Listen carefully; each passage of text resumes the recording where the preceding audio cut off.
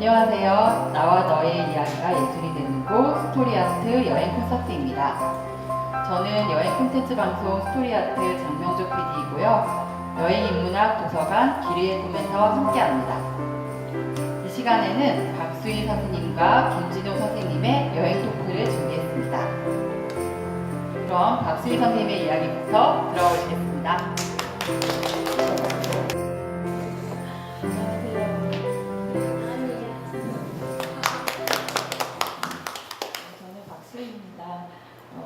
지난번에 어떻게 하는 건지 전혀 감도 잡을 수가 없었어요. 피디님이 갑자기 만들어 놓게 해주셨어요. 그래서 지난번에 하신 분 거 보고 정말 잘 해주셨거든요. 그래서 좀 비슷하게 어떻게 카피해보면 할 수 있겠다라는 생각을 했는데, 지난번에 공교롭게 오늘 발표하실 분들이 안 나오셔가지고 그냥 제가 하게 됐어요. 그래서 제 이 동영상 만드는, 편집하는 기술도 여기 와서 처음 봤는데 이거를 프로그램을 배워가며 하려니까 참 힘들었어요.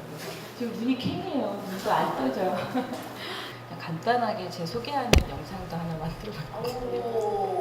그러고 나서 이제 여행 갔던 그거에 대한 영상 보시면 될 것 같아요.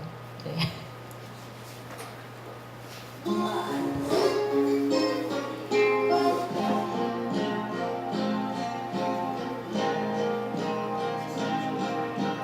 Words are flowing out like endless rain into a paper cup. They slither wildly as they slip away across the universe. Pools of sorrow, waves of joy are drifting through my open mind, possessing and caressing me.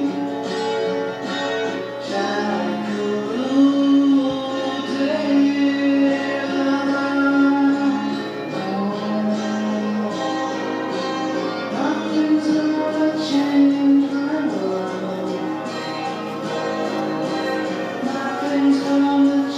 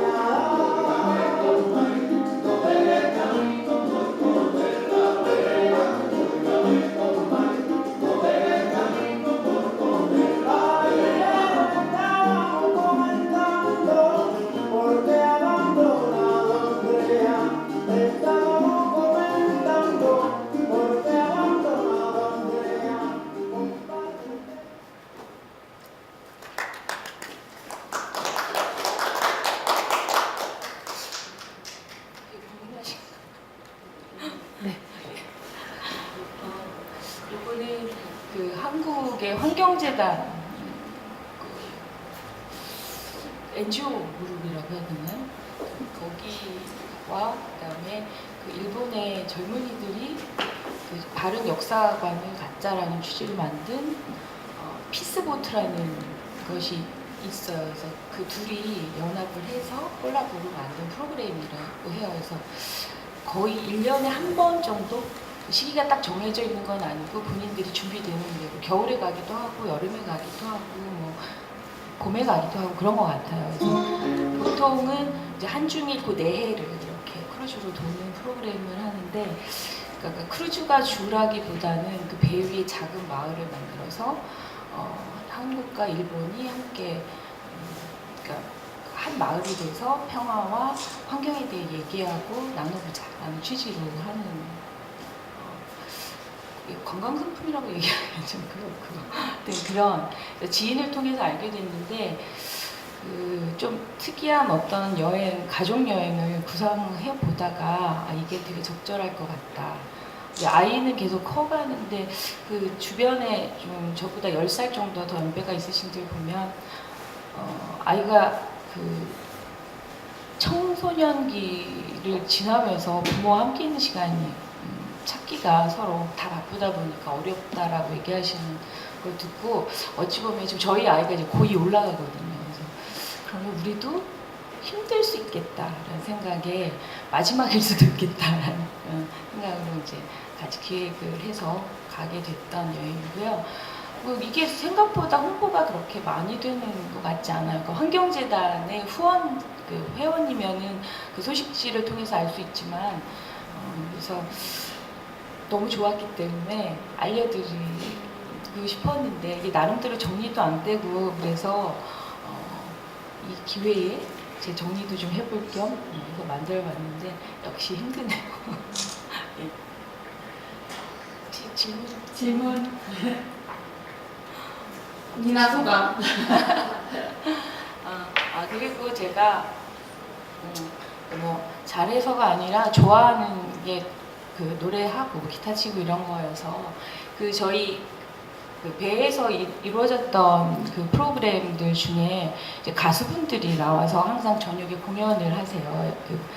그 크고 작은 공연장에서 공연을 하는데 이게 지금 9회 제가 갔던 게 9회째 투어였는데 그 크루즈였는데 거의 뭐 한 8번, 7번 이렇게 참여한 이한철이라는 가수가 있어요. 한국 가수인데 본인이 본인을 소개할 때 20년 가수 생활했는데 딱 한 곡 알려줬다고.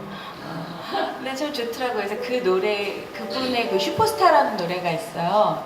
들어보면 아마 한 번쯤 들어보셨을 수도 있을 텐데 이 곡이 이 배 위에서는 그냥 그 시그널송처럼 같이 배우는 시간도 있고 싱어롱 시간에 같이 배우기도 하고요. 가수가 무대에서 부르면 따라 부르기도 하고요. 출항식이나 이런 큰 전체 이벤트가 있을 때는 항상 울려 퍼지는 노래예요. 그래서 그거를 여기서 부르면 좋겠다라는 생각이 들어서 네, 그거 하나 하고 마칠게요.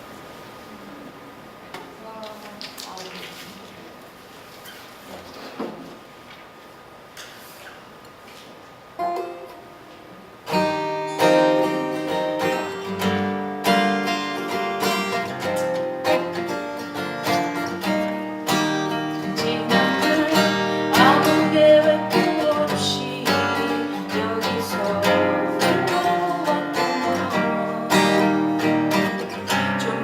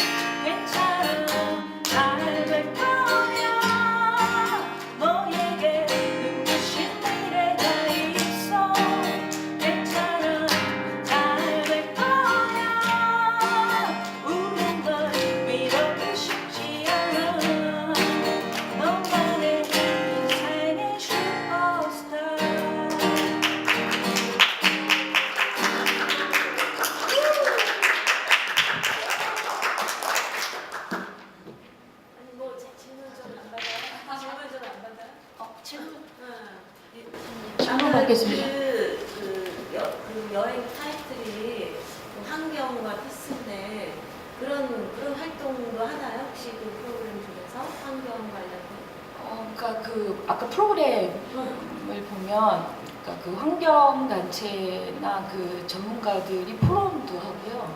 그다음에 그리고 이제 그 평화와 환경이지만 여기에서 가장 또 중점을 두는 게 한일의 화합. 그래서 그 중간에 있는 자이니치, 그러니까 제일 한국인이죠. 그분들이 또 이렇게 같이 대화를 나누고 본인의 정체성에 대한 얘기를 나누고 이런 프로그램도 있고, 그러니까 하루에 한 3, 40개의 프로그램이 동시에 돌아간다고 보시면 돼요. 그러니까 자기가 선택해서 갈 수 있어요. 그러니까 그 프로그램이 열리는 곳이 대강당부터 작은 세미나실, 그다음에 가판 여러 군데에서 벌어지고요. 그러니까 새벽에 요가와 기체조부터 시작해서 한밤중까지 프로그램이 쫙 짜져 있어요. 그래서 자기가 원하는 대로 가시면 돼요.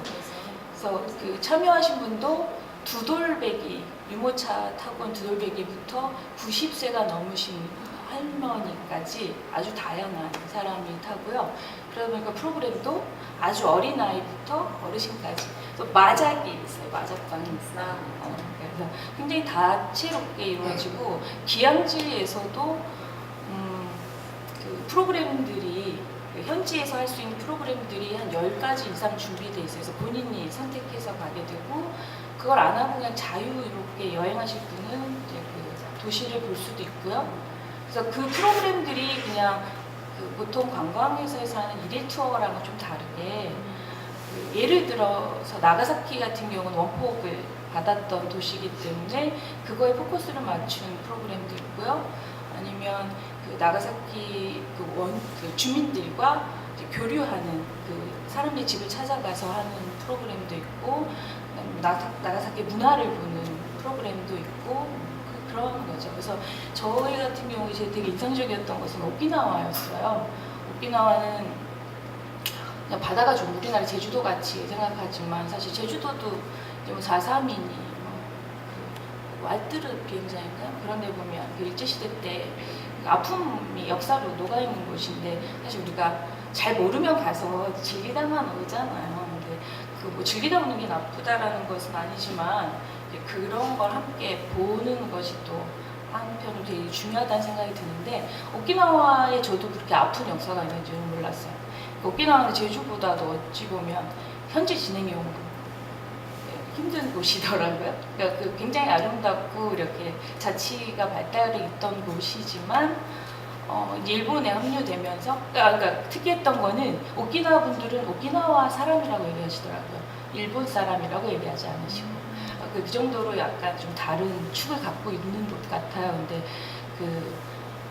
저기 2차 세계대전 끝나고부터 이제 미군이 오키나와에 주둔하면서 이제 거기 생활 기반이나 환경이 확 다 바뀐 거죠. 그래서 그 주민들이 자기네 원래 고향을 되찾고자 많은 노력들을 하시고요.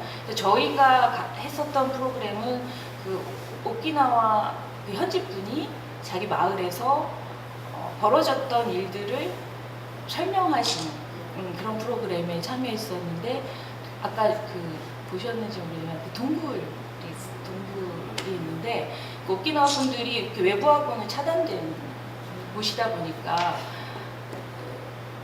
미군들이 처음 들어왔을 때 우리나라도 처음에 미군이 이제 미국 사람, 서양 사람이 들어왔을 때 그 놀라움이 엄청났을 거 아니에요. 근데 전쟁을 통해서 미군이 들어오다 보니까 우린 다 죽었다, 우리 다 죽일 것이다 이런 소문이 돌면서 다 동굴로 피신을 하는 거죠.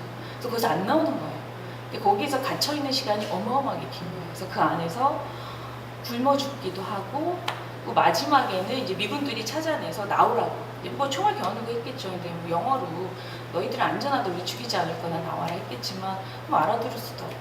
그래서 안에서는 이상한 분위기가 돌면서 할복 자살들을 그래서 그 동굴에서 생존해서 나온 사람이 손에 꼽을 정도로.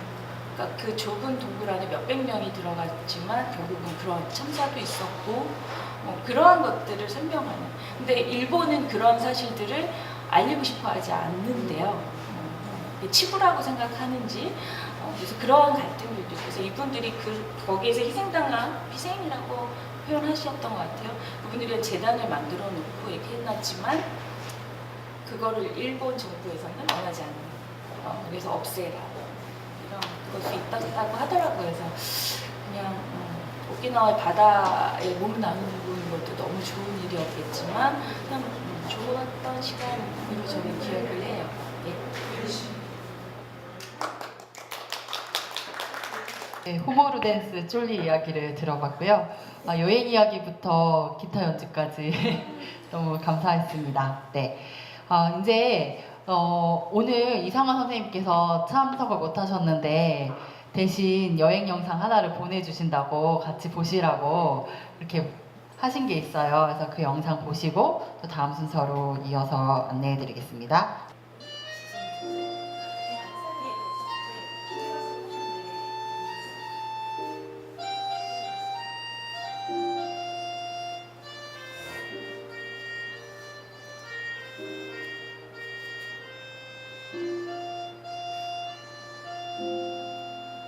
오늘은 잊고 지내던 친구에게서 전화가 왔네. 내일이면 멀리 떠나간다고.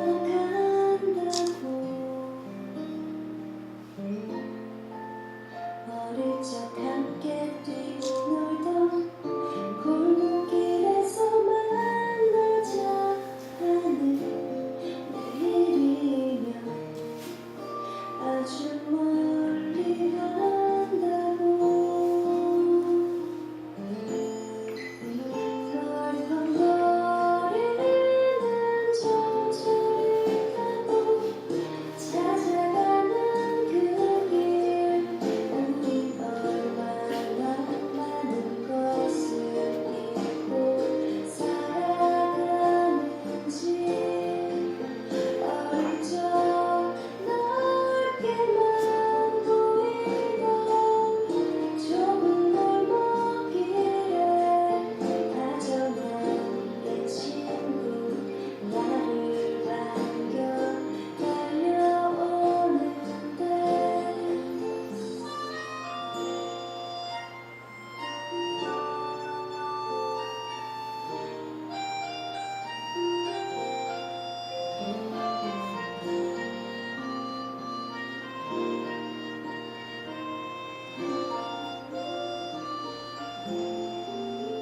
어릴 적 함께 꿈꾸던 두 세상을 만나자 하네. 내일이면 멀리 떠나간다고.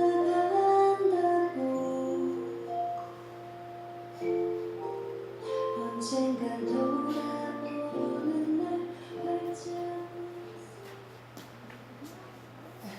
오늘 시누이하고 아들하고 일본 여행 가신다고 하시더라고요. 네, 그래서 어쨌든 이렇게 영상 편지 보내주셨고요. 이제 다음으로 이어서 그냥 쭉 이어서 할게요. 쭉 이어서 하고 조금 일찍 끝내는 식으로 하면 좋을 것 같고요. 다음으로 히말라야에서 3일 전에 돌아오신 김진호 선생님을 모셨습니다. 네, 바로 소개해 드릴게요. 네. 이런 거를 제가 나이가 63살인데 처음 해보는 겁니다. 한 번도 이게 대외적으로 이렇게 나와서서 뭐 해본 적도 없고 소극적으로 살아서 그런지 몰라도 혹시라도 좀 부족하더라도 좀 이해해 주시고요. 뭐 저는 뭐 단지 오늘 뭘 이런 거 하는 것도 모르고 그냥 왔다가 지금 뭐 해라고 그러니까 하긴 했는데 뭐가 어떻게 되는 건지는 알 수가 없어서 원래 그런데요. 그러고요. 일단 이렇게 해놓으셨구나. 제가 어제 보냈는데 여기 인천공항에서 카트만두를 도착하게 되면 한 7시간 정도 걸립니다. 카트만두에서 그 국내선 히말라야, 이게 히말라야 쪽에는 이제 EBC라고 그래갖고 에베레스트 베이스 캠프가 있고, 그다음에 안나푸르나, 흔히들 알고 계시는 게 안나푸르나, 그래서 이제 ABC라고 그래갖고 안나푸르나 베이스 캠프 두 군데를 우리 한국 사람들이 많이 가죠. 그 외에도 술로라든가 무스탕이라든가 여러 군 미제이 곳이 있는데 가장 대표적으로 가는 게 안나푸르나하고 EBC인데 에베레스트 베이스인데 저는 이제 에베레스트 베이스 캠프를 지금 가는 겁니다. 높이가 한 5,300 정도 되죠. 에베레스트 베이스 캠프 거기까지가. 이게 국내선을 타게 되면 카트만두에서 국내선을 타면 이게 루클라 공항이라고 에베레스트를 이제 여기서 내리게 되면 국내선 항공기 이게 프로펠러 항공기예요. 저기 우리 제트기 항공기가 아니고 이게 카트만두인데 여기서 내리게 되면 여기서부터 이제 등반이 시작이 됩니다. 그래서 여기가 높이가 2,800m. 그러니까 유럽 사람들도 그렇고 등치하고 상관없이 어떤 경우는 비행기에서 내리자마자 나가 떨어지는 사람이 있어요. 고소가 와가지고 여기서부터 이제 고소증이 시작이 되는 거죠.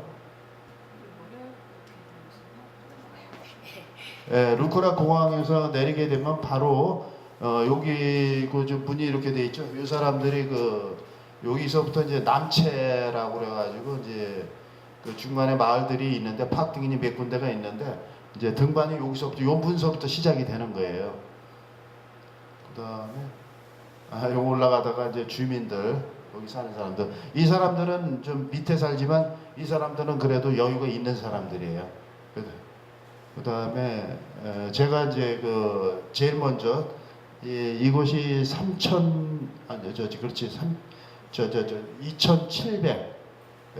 2,800 공항이 2,800이고 거기서 한 2시간을 걷게 되면은 고도를 좀 낮춥니다.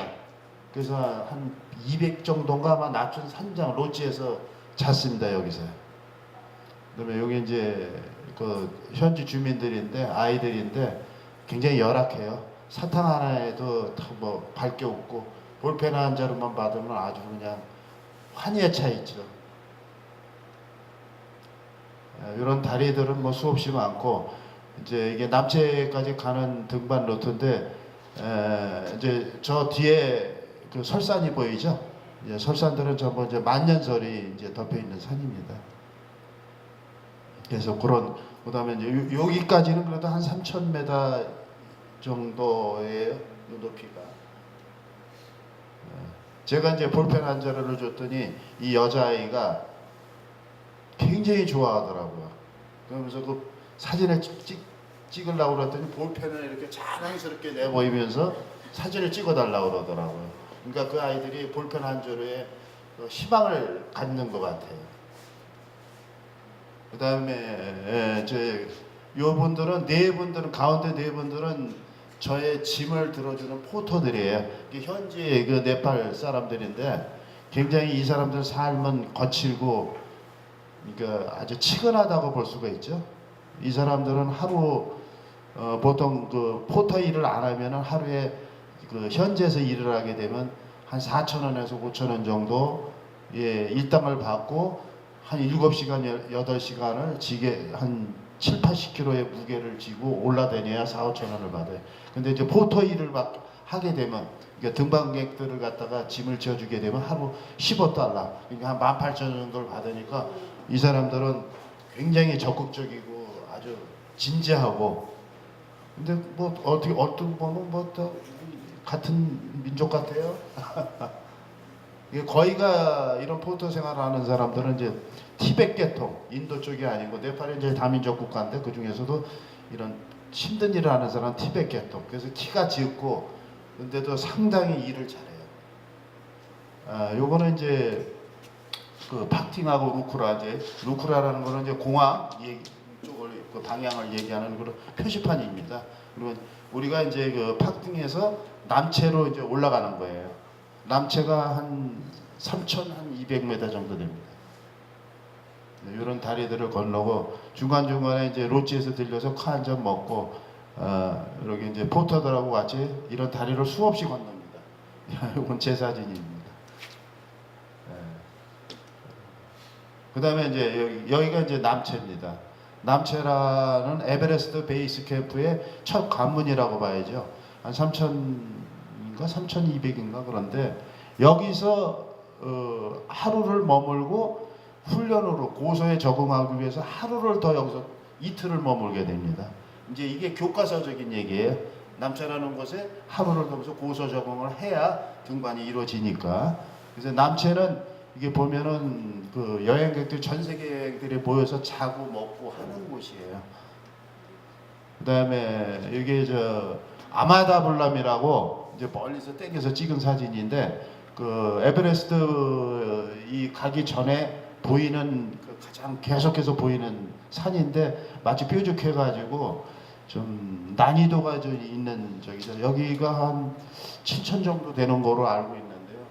이것도 다 저기 등반이 다 이루어진 곳입니다. 아마다블람이야. 제 사진이고요. 여기 히말라야 전경이고 저 뒤에는 다 여기 아까 봤던 아마다블람.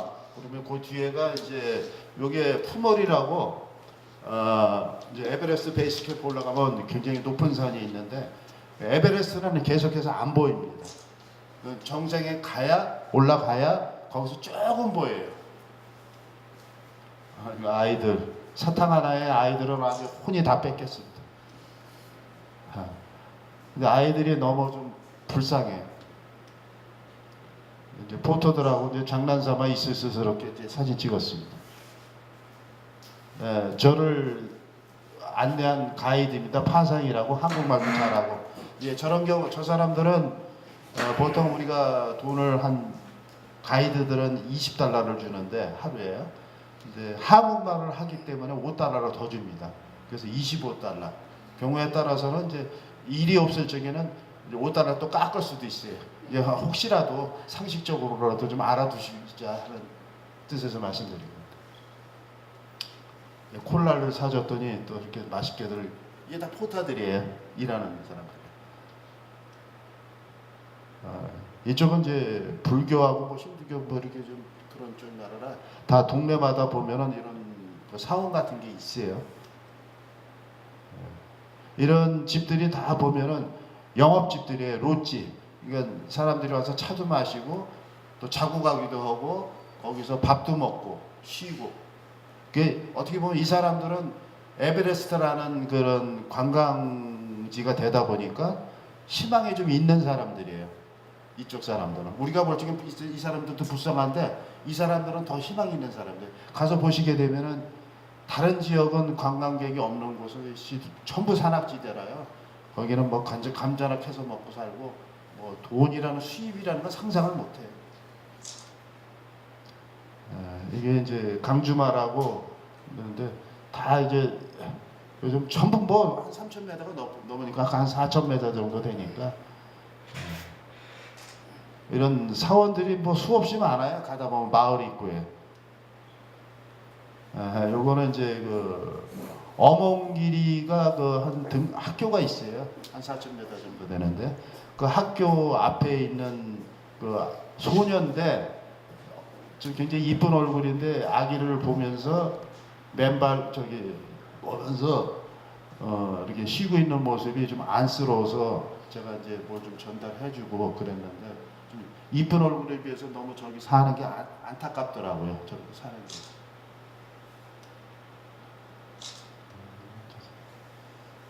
멋있죠? 네. 나름대로 폼은 많이 잡아봤습니다.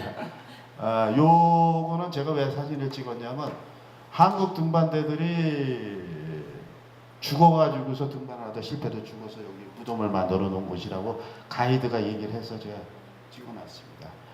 저런 게 다 돌무덤인데 거의 길에 있는 돌무덤들은 다 그 등반대들이 가서 이제 죽어서 거기다 묻어놓고 그러고 왔다고 그러고 마을입니다.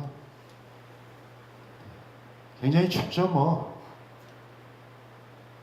요거는 제가 이제 고소 적응하느라고 한 4,700 정도의 훈련을 조그만 산인데 동네산 같은데 한 3시간을 이렇게 올라갔는데 고소 때문에 호흡이 안 돼가지고 계속 근데 그걸 올라갔다 또 내려와야 돼요. 계속 거기 있으면 안 되고 그렇게 해서 올라갔다 내려와서 적응을 자꾸 해서 고도를 높여서 올라가야지 등반이 이루어지거든요. 한 열흘 되니까 수영만 잘하고 이게 이제 거의 그 고랍셉이라고 로부츠에서 그러니까 그 에베레스트 5,000m를 넘어가는 길이에요. 이 길이. 이거 이제 저녁에 좀 사진 찍어. 이게 이제 고랍셉 산장에서 고랍셉 산장이 마지막 산장이거든. EBC에서 그게 5,100 정도 돼요. 산장이 로치가 5,100 정도 산장에서 그 바로 앞에 여기 보시면 여기 이제 칼라파트라고 이제 5,545m예요. 그 여행사라든가 그런 데서 칼라파트라를 간다고 그 광고를 하고 그러거든요. 그게 5,540원. 그러니까 에베레스트 일반인들이 갈 수 있는 최고의 높이가 5,540m 칼라파트라. 이게 칼라파트라는 거고, 이 뒤에 산이 이제 푸머리라는 봉인데 저게 8,000m가 좀 넘죠. 푸머리 봉이라고. 그래서 그 고랍셉 마지막 산장에서 이 칼라파트라 5,545m를 올라가는 게 이제 마지막 여행이에요. 최고 높이는. 이거 이제 사진을 땡겨서 그러니까 만년설에 있는 그 사진을 땡겨서 푸머리를 찍은 사진입니다. 요거는 이제 제가 저희 클럽 그 기념으로. 요게 이제 이게 노란 텐트가 보이죠? 저게 에베레스트 베이스 캠프입니다. 저기서 에베레스트 등반을 다 이루어집니다. 그러니까 지금 제가 2월 달에 가서 그렇죠. 2월 달에 사람이 안 와요. 너무 춥기 때문에. 무지무지하게 추워요. 아주 말도 못해요. 그래서 한 4월 달이나 5월 달, 한 10월 달, 11월 달 되면은 등반대들이 옵니다. 그러면 저 노란 텐트가 쳐져 있는데 저기는 지금 등반대가 아니고 그 등반대 하던 사람들이 외국 등반대들이 텐트만 놔두고 그냥 다 철수를 한 거예요. 비어 있는 거예요. 근데 저기가 텐트가 한 2,000여 개가 정도가 등반대는 깔린대요. 그래서 그걸 보러들 온대요. 등반대들이 한 텐트가 한 2,000여 개 정도가 깔리니까. 저기 높이가 지금 텐트 있는 곳이 5,300m입니다. 이건 다 요게 요게 이제 다 빙하예요. 여기 이제 베이스 캠프 앞에 있는 빙하. 이제 만년설이죠. 이 크레바스, 이 갈라져 있는 데가 다 크레바스고 여기 잘못 들어가면 안 되죠.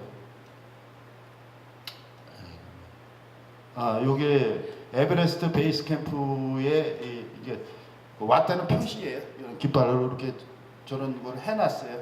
그래서 이제 일반인들은 저기 가서 사진을 찍는 것으로 이제 증거가 되는 거죠. 이제 베이스 캠프에 왔다는 거.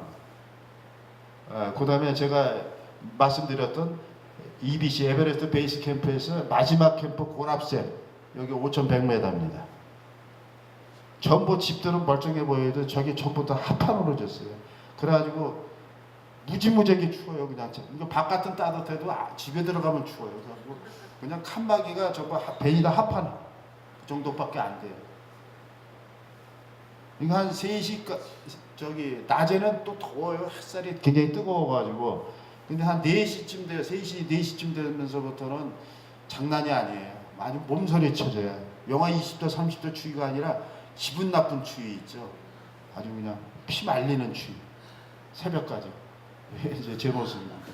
이게 이제 칼라파트라 5,545m에서 찍은 사진입니다. 새벽에 올라가가지고. 여기 보면 이쪽에 요게 보이죠?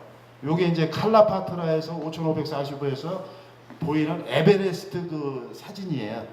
요게 에베레스트예요. 요게 그 까만 거 뒤에 보이는 게 저게 이제 북쪽에서 보는 에베레스트죠. 그러니까 칼라파트라 제일 높은 데 그쪽에서 저거 하나 보러 칼라파트라로 올라가는 거예요. 에베레스트 조금 조만큼 보러. 밑에서는 안 보여요. 에베레스트가 아예 숨겨져 가지고. 그러니까 칼라파트 5,545m를 가는 이유는 저거 보러 가는 겁니다. 에베레스트.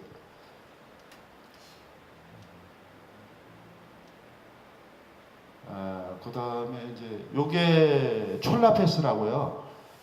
보통 일반인들은 칼라파트라 에베레스트 베이스 캠프 갔다가 그냥 다 도로 내려오거든요. 근데 그 패스라는 말은 그쪽 네팔 말로 이제 고개를 얘기하는 건데 난이도가 좀 있는 고개예요. 그래서 일반인들이 접근하기가 조금 힘들어요. 이제 등반을 좀 해야 되고 굉장히 빙하지대가 있고 크레바스가 있어가지고 제가 이제 그 여기 5,300인데 5,300 촐라패스라고 그 고개를 넘었어요. 좀 힘든 고개.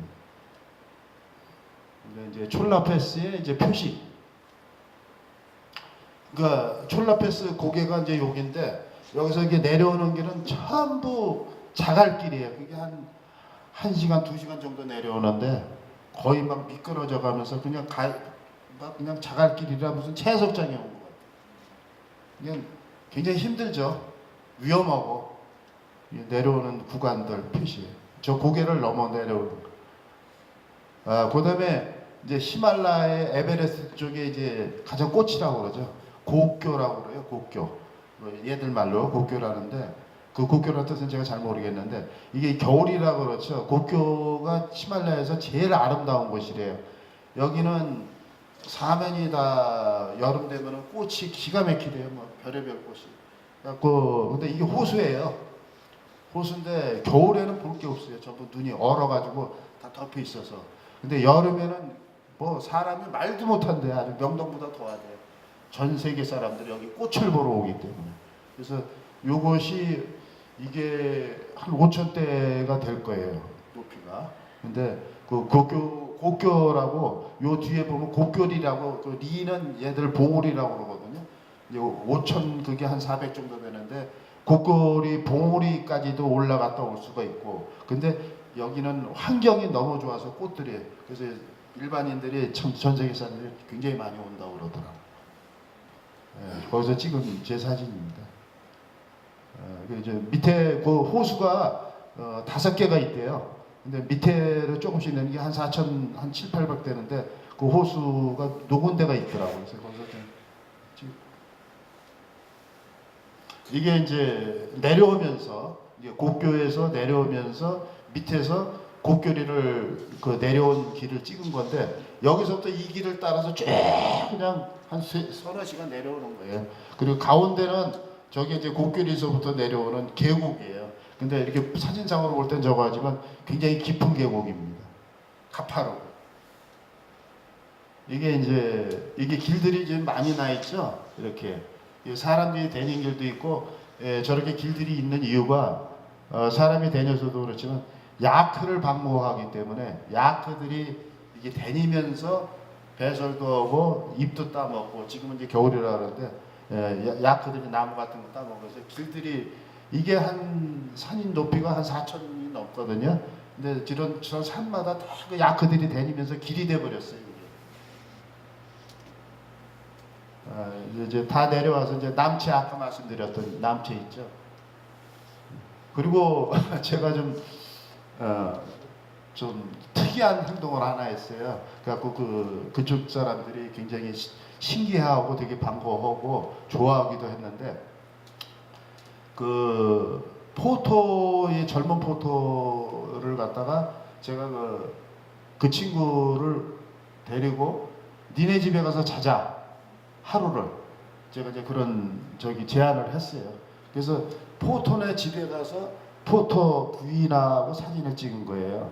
이게 이제 포토는 그 에베레스트에서 이제 등반이 끝나고 내려오다 보면 로지라는 것은 다 사람들이 내는 길 옆에 다 있어요. 근데 이 사람들은 다 괜찮은 사람들이에요. 보기에는 불쌍해 보여도 다 먹고 살만한 사람들. 포토들은 그 길에서 제가 얘네 집을 가는데 40분을 걸어갔어요. 40분을 걸어갔는데 집이 전부 돌집이에요. 그러니까 우리가 볼 적에는 별장이고 쟤네들이 볼 때는 불쌍한 집이지만 우리가 볼 적에는 별장이에요. 전부 옛날서부터 그 조상들이 내려던 돌을 주워다가 집을 져가지고 딱 들어가니까 너무 포근해요. 이 로지는 전부 그냥 요새 합판 이런 거를 적어놔가지고 무지하게 춥거든요. 저녁에. 여기는 굉장히 안안하고 방 안에 다 원룸 시스템이 다 돼 있어요. 그래서 이 친구가 이거 부인인데 22살이래요. 그 포터는 25살이고. 그래서 되게 반가워하고 처음으로 역사 이래로 처음으로 관광객이 포토네 집에 온 게 제가 처음이래요. 근데 굉장히 순박하더라고요. 그래서 제가 초코파이 하나 사갖고 이제 방문을 했는데 밥을 새로 다 해주더라고요. 이게 실내인데 이런 의자 같은 거를 침대로 쓰는데 그때 불 펴져 있죠. 저기 이제 화로에 화로. 저 불은 안 꺼요. 그러니까 항시 여자들은 저기 앉아서 뭐 물을 끓이고 물을 끓이면 저기 불을 안 꺼놓고 그 켜놓고 있더라고요. 이 실내 안에. 그래갖고 이렇게 이제 그릇 같은 것은 다 이렇게 차곡차곡 쌓아놓고 이게 저기 벽은 다 흙이에요. 이제 이게 살림입니다. 요 안에서 다 이루어져요. 포토죠.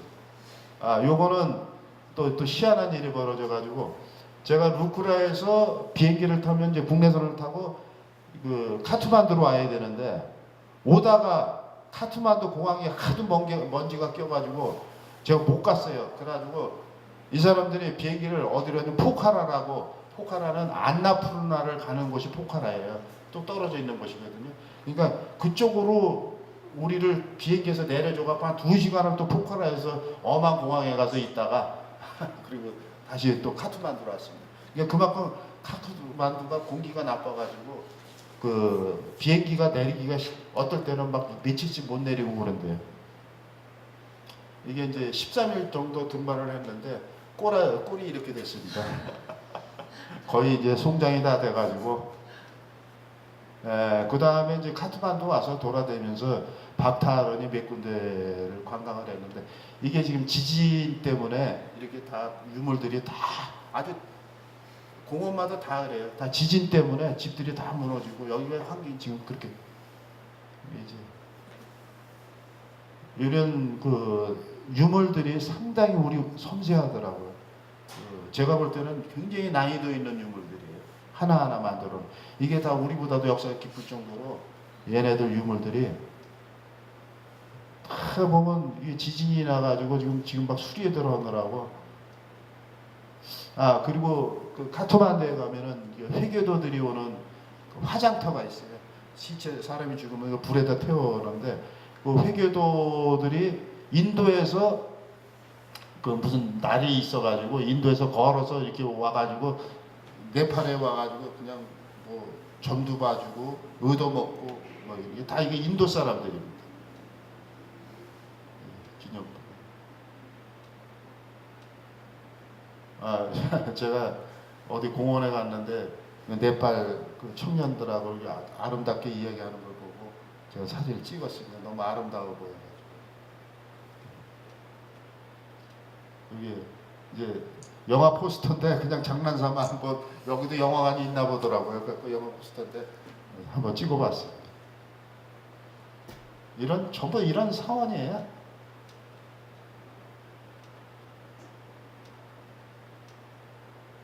아, 요거는 요것도 여기도 데모를 하더라고요. 그 뭐가 불만이 있어가지고 이렇게 그 국기를 들고 소리를 지르면서 데모하는 거를 찍어본 거예요. 난 여기서 데모로 여기 이제 그 카트만두 이제 재래시장에서 풍선 파는 사람인데 카트만두의 재래시장이 우리나라 남대문 시장만 하더라고요. 네, 재밌어요. 이게 다 시장 아닌데 이런 유물들 이제 그림들을 많이 팔더라고요. 근데 뭐 다 됐나 보죠. 그 이상입니다. 뭐 전 취미라 또 이런 거 생전 취미라 뭐 어떻게 설명해야 될지.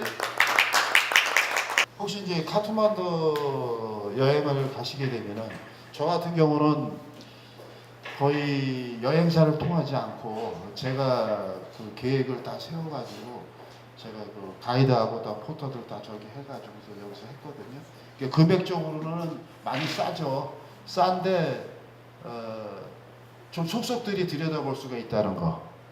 우리가 여행사를 가게 되면은 그냥 뭐 틀 안에서 이렇게 하는데 나는 나름대로 포토네 집도 가보고 뭐 여기저기도 뭐 남 안 가는 데도 가보고 얘기도 들어보고 저러고 그래서 그 우리가 그 여행이라는 것이 이제 그런 것이 또 편한 것도 좋지만 그런 데서 참 이번에 큰 보람을 느꼈어요. 그 앞으로도 여행은 내가 만들 줄 알아야 되겠다 하는 것을 생각했습니다. 네, 감사합니다. 네, 어떻게 예. 예. 잘 들었는데요. 예. 언제 가셨어요? 제가 2월 3일 날 갔다가 예, 가장 원래 1월달, 2월달은 여행사도 안 가요. 거의 그거는 등반이 돼 버리기 때문에 그리고 촐라페스라는 것을 넘는 거는 거의 등반 좀 할 줄 아는 사람들이 가야 돼요. 일반인들은 접근하기가 힘들어요.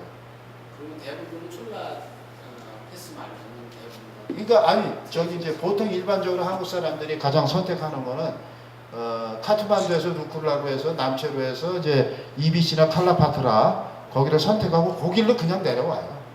근데 보통 포카나에서 시작해서 아 포카라는 안나푸르나를 얘기를 하는 거예요. 그쪽에서 아 그러니까 아까 처음에 말씀드렸지만 EBC는 에베레스트 베이스 캠프를 얘기하는 거고 ABC는 안나푸르나 베이스 캠프를 얘기를 하는 거거든요. 안나푸르나는 이제 4,700인데 방향이 틀려요. 루쿠라가 카투만두가 가운데 있다면 루쿠라가 이쪽이면은 안나푸르나는 이쪽에 있어요. 그러니까 방향이 틀려요. 안나푸르나하고 ABC하고 같이 있는 게 아니고 방향이 틀려요. 그러니까 어느 한 곳을 선택하는 거죠. 근데 난이도로 따진다고 그러면은 에베레스트 베이스 캠프가 월등히 2배, 3배가 그 난이도가 높죠. 왜냐면 고도가 5,000이 넘다 보니까. 일반인도 그렇게 ABC 되는데. 아 충분히 갈 수 있어요. 그 일반인들이 갈 수 있는 거는 다른 것보다도 우리가 사실은 우리 설악산 가는 것보다 쉽다고 생각하시면 돼요. 설악산을 정상 저기 제대로 루트로 다니는 거 훈련하는 거로 우리 따지면은 더 쉽다고 생각하시면 돼요. 왜 그러냐면 고도 때문에 하루 500m 이상을 높이기가 힘들기 때문에 일정 운행 속도, 운행 시간이 하루에 많으면 7시간, 그렇지 않으면 5시간 정도. 왜 그러냐면 그거는 갈 수가 없어요.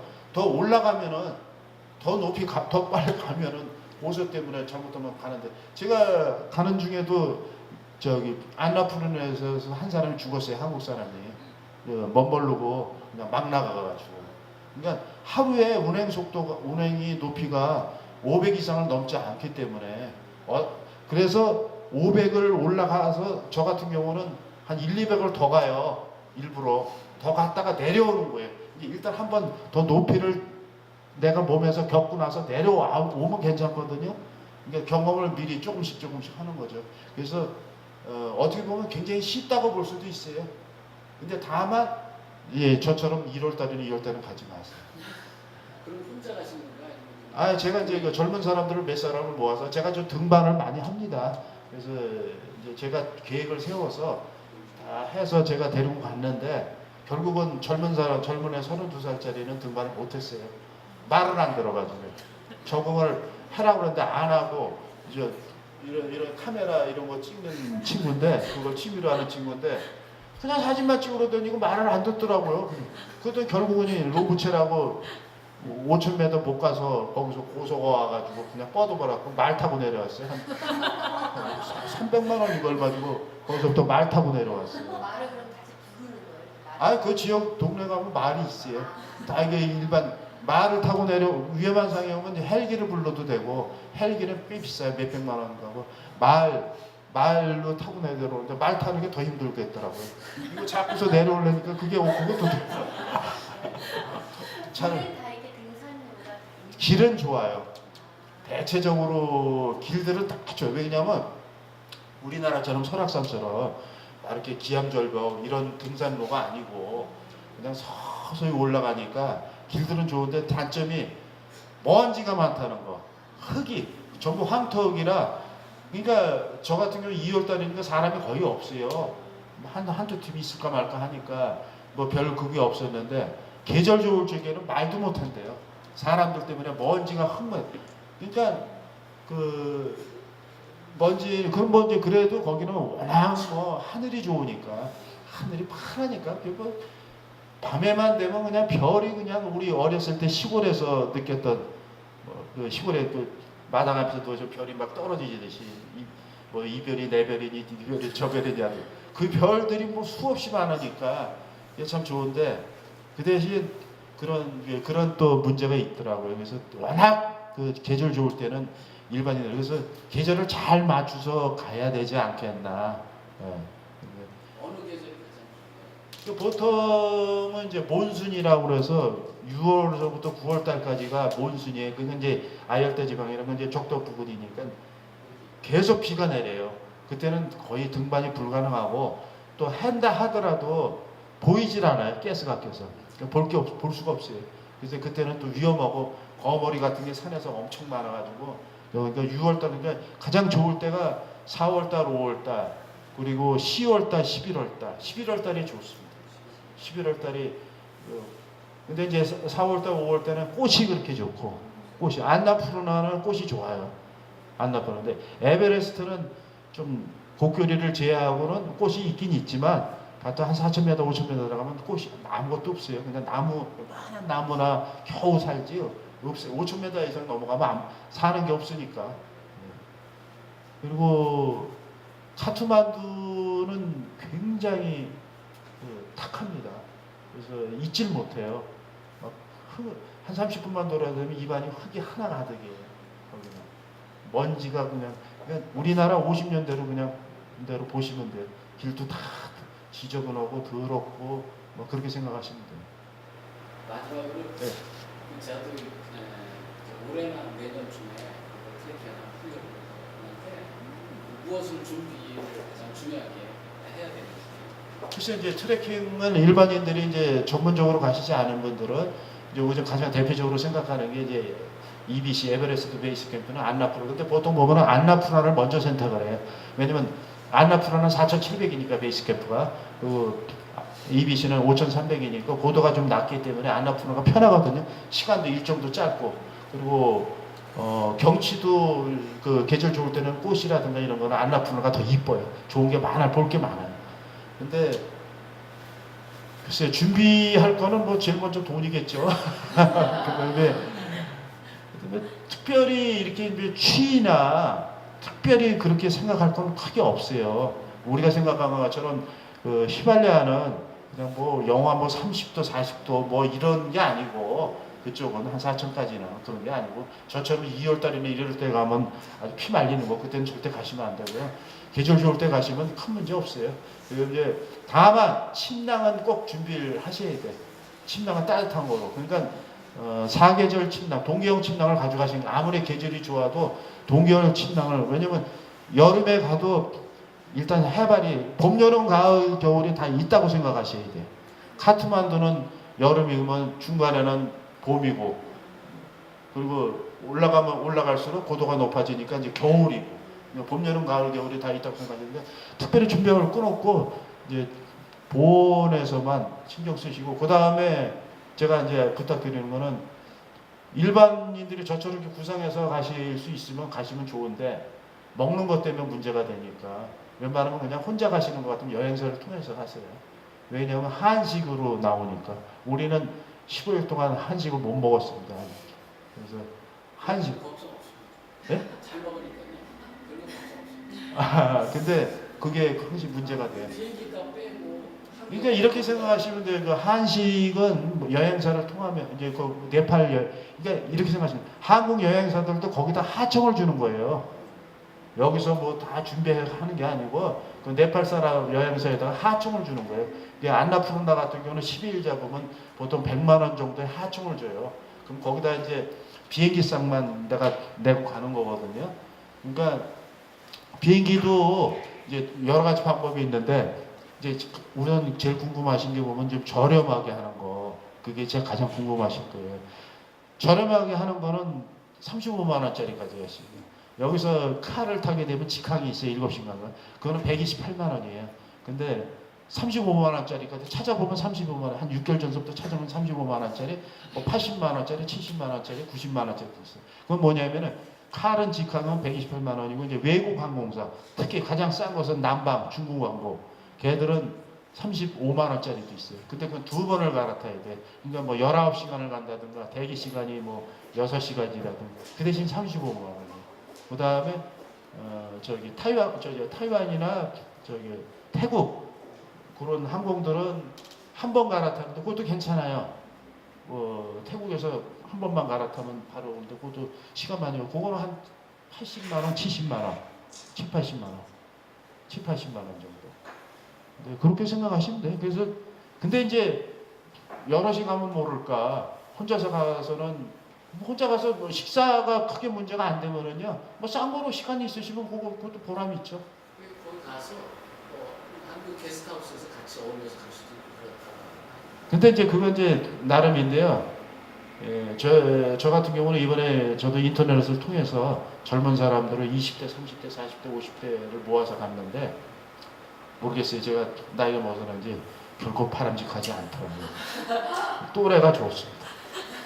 젊은 애들이 그렇지 않아요. 아주 이 나이 먹은 사람은 감당하기 힘들어요. 그리고 속색이고. 그렇습니다. 예, 감사합니다. 오늘 이제 박수희 선생님, 김지훈 선생님 두 분 수고하셨고요. 감사합니다. 그리고 참여해주신 다른 선생님들께도 감사드리고 이제 콘서트는 여기서 마치고 토크 콘서트는 여기서 마치고 잠깐의 이제 담화를 나누다가 갈 건데요. 점심 식사 같이 하실 수 있는 분들은 12시에 여기 가까운 식당으로 이동해서 같이 식사하고 가세요. 네, 감사합니다.